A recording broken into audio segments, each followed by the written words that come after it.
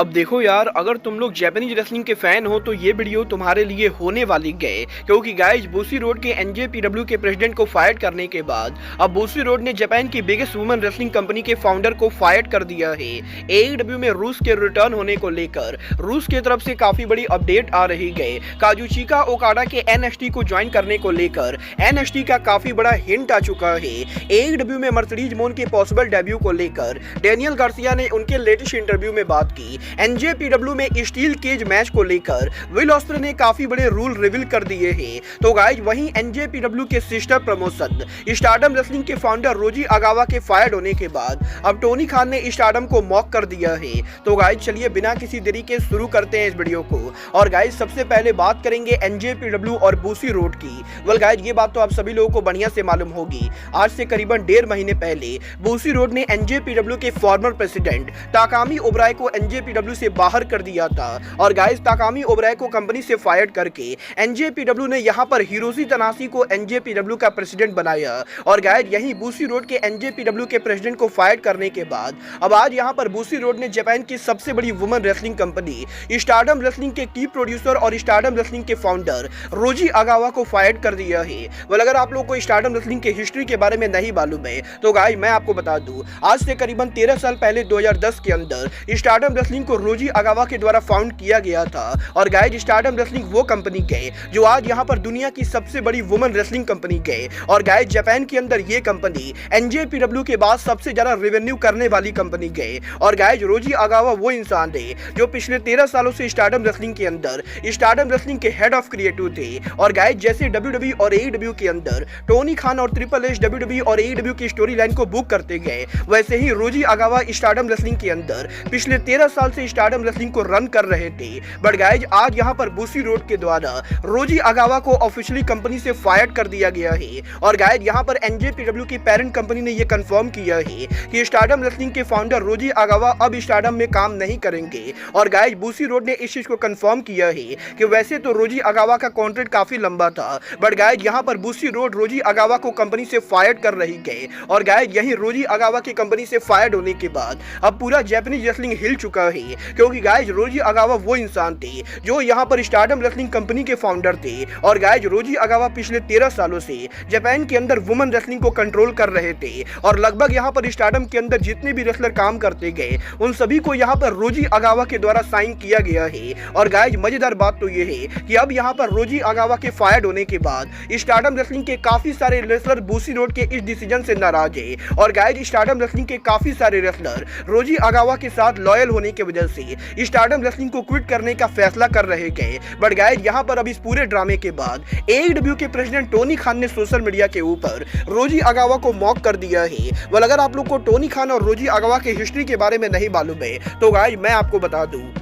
आज से करीबन 2 साल पहले जब एनजेपीडब्ल्यू और एईडब्ल्यू की पार्टनरशिप हुई थी तो guys Tony Khan originally NJPW के साथ साथ स्टारडम रेसलिंग के साथ भी पार्टनरशिप करना चाहते थे। बट गाइस रोजी अगावा ने एईडब्ल्यू के साथ पार्टनरशिप करने से मना कर दिया था। और गाइस रोजी अगावा वो मेन आदमी था जिसकी वजह से स्टारडम रेसलिंग के रेसलर एईडब्ल्यू के शो पर काम नहीं कर पा रहे थे। और अब जबकि रोजी अगावा स्टारडम से फायर हो चुके गए तो गाइस टोनी खान इस न्यूज को सुनकर काफी खुश है। और गाइस टोनी खान ने सोशल मीडिया के ऊपर बैक टू बैक ट्विटर के ऊपर काफी सारे पोस्ट किए, जहां पर एक पोस्ट के अंदर टोनी खान रोजी अगावा के फायर होने को लेकर मॉक करते गए तो गाइस वहीं दूसरे पोस्ट के अंदर टोनी खान रोजी अगावा पर यह आरोप लगाते गए कि रोजी अगावा स्टारडम रेसलिंग के रेसलर्स को डब्ल्यूडब्ल्यूई कंपनी में भेजने का काम कर रहे थे। और गाइस टोनी खान बेसिकली ये कहते गए कि रोजी अगावा डब्ल्यूडब्ल्यूई के अंडर कवर एजेंट थे।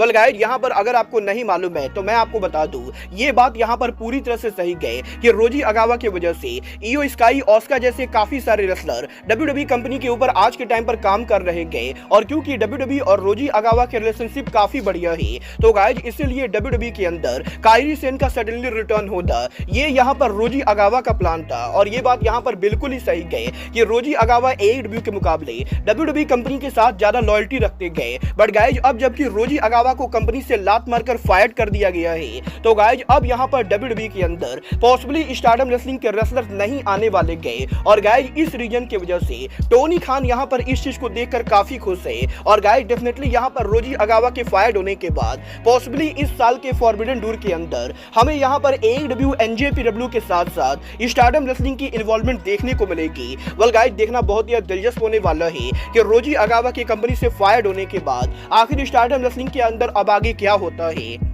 बट गाइज जहां तक बात रही NJPW की, तो गाइज ये बात तो हम सभी लोगों को मालूम है, NJPW के biggest superstar rain maker Kazuchika Okada का कॉन्ट्रैक्ट ओवर हो चुका है और करंटली यहां पर ओकाडा AEW और WWE इन दोनों कंपनी के साथ नेगोशिएट कर रहे गए। और गाइज यहीं अब इस नेगोशिएशन के अंदर आज यहां पर WWE NXT के वेंजर्स डे पेपर व्यू के ऊपर WWE NXT के ऊपर हमें यहां पर एक वीडियो पैकेज देखने को मिला, जहां पर बेसिकली इस वीडियो पैकेज के अंदर हमें यहां पर ये देखने को मिलता है कि WWE NXT के अंदर कोई रेसलर आने वाला है और ये जो रेसलर आने वाला है ये यहाँ पर 3 फेस को लेकर बात करता है। और जिस तरीके से इस रेसलर का वीडियो पैकेज एयर हुआ है उससे यहाँ पर ये बिल्कुल ही क्लियर हो गया है कि जो रेसलर WWE NXT पर आने वाला है वो यहाँ पर कोई जापानीज रेसलर होने वाला है। और क्योंकि WWE के NXT के ऊपर WWE ने आज यहाँ पर ये टीज कर दिया है कि जापान का कोई रेसलर NXT पर आ रहा है, तो गाइज इसीलिए अब यहाँ पर सोशल मीडिया के ऊपर इस चीज को लेकर तगड़ी रूमर चल रही है कि पॉसिबली ओकाडा ने AEW को छोड़कर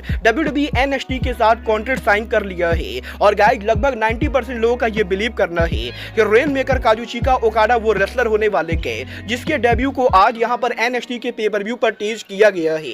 वेल गाइज अब देखना बहुत ही दिलचस्प होने वाला है कि क्या सच में काजुचिका ओकाडा वो रेसलर होते गए जिसको यहाँ पर NXT टीज कर रही गए, और अगर यहाँ पर ओकाडा वो रेसलर नहीं होते गए तो गाइज आखिर ओकाडा किस कंपनी को ज्वाइन करते गए। वेल गाइज आपको क्या लगता है, रेन मेकर ओकाडा को WWE NXT को ज्वाइन करना चाहिए या नहीं? आप लोग मुझे कमेंट करके बताइए। बट गाइज चलिए फिलहाल आगे बढ़ते और बात करते हैं NJPW के upcoming pay per view new beginning Osaka की। वेल गाइज बात करें यहाँ पर NJPW के न्यू बिगिनिंग ओसाका की, तो गाइज ये बात तो मैं आप लोग को ऑलरेडी बता चुका हूँ। NJPW के इस साल के new beginning Osaka pay per view के ऊपर विल ऑस्प्रे NJPW में उनका आखिरी मैच लड़ेंगे और ये मैच कोई ऐरा गैरा मैच ना हो के बल्कि स्टील केज मैच होने वाला है। और गाइज अब यहाँ पर डेविड फिनली ने आज ये कंफर्म कर दिया है कि NJPW के अंदर विल ऑस्प्रे का ये जो आखिरी मैच होने वाला है ये यहाँ पर स्टील केज होने के साथ साथ वॉर गेम रूल के अंदर होने वाला है। और गाइस जैसे WWE के वॉर गेम्स के अंदर मैच की शुरुआत पर 2 रेसलर केज के अंदर एंटर करते गए और उसके बाद हर 2 मिनट के बाद रेसलर्स यहाँ पर एक एक करके दोनों टीम से एंटर करते गए, उसी तरह से NJPW के new beginning Osaka pay per view के ऊपर जब यहाँ पर 10 फरवरी को NJPW के अंदर United Empire versus Bullet Club के बीच में 5-on-5 स्टील केज मैच होगा, तो ये मैच यहाँ पर बेसिकली वॉर गेम होने वाला है, जहाँ पर मैच के ओपनिंग के ऊपर विल ऑस्प्रे और डेविड फिनली मैच को शुरू करेंगे और इसके बाद हर 2 मिनट के बाद हमें यहाँ पर मैच के अंदर बुलेट क्लब और यूनाइटेड एम्पायर के मेंबर एंटर करते हुए दिखाई देंगे।